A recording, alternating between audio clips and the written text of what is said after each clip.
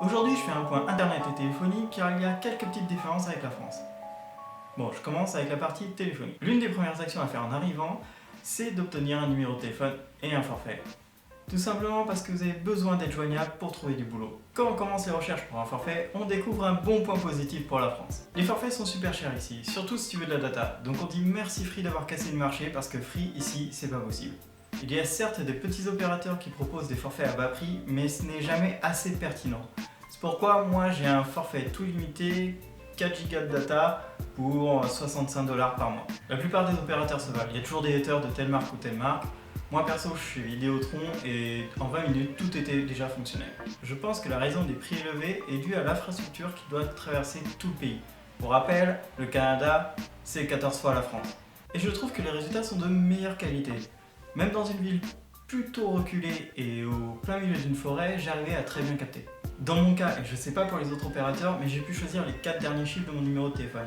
C'est un luxe bien confortable, j'étais bien content de l'avoir celui-là. Les numéros se décomposent ainsi, donc il y a d'abord le +1 parce que c'est le code de l'Amérique du Nord, 3 chiffres, 4 chiffres, et il décompose à chaque fois le numéro, donc c'est 452, 583 et 1104. Pour le paiement, c'est assez facile, mais c'est différent de la France. Ici, il n'y a pas de RIB. Donc, il vous envoie une facture tous les mois, un peu avant la fin du mois. Et ensuite, il faut passer par votre interface bancaire pour payer cette facture. Je vous expliquerai plus tard, mais en gros, dans votre interface bancaire, avec votre numéro de client et en choisissant l'entreprise que vous voulez payer, vous allez pouvoir faire une sorte de connexion pour pouvoir payer votre abonnement. Pour internet, c'est très similaire à la téléphonie. Les forfaits sont ultra chers, mais la connexion est ultra bonne. Pour ma part et pour les puristes, ma connexion internet ressemble plutôt à ça. Oui, ça fait rêver et c'est tant mieux. Et en plus, je suis qu'en Wi-Fi. Par comparaison, la technologie est semblable à ce que pourrait proposer Numéricable en France avec ses nœuds optiques. Par contre, même problème que pour la téléphonie. Pas de Free qui révolutionne le marché.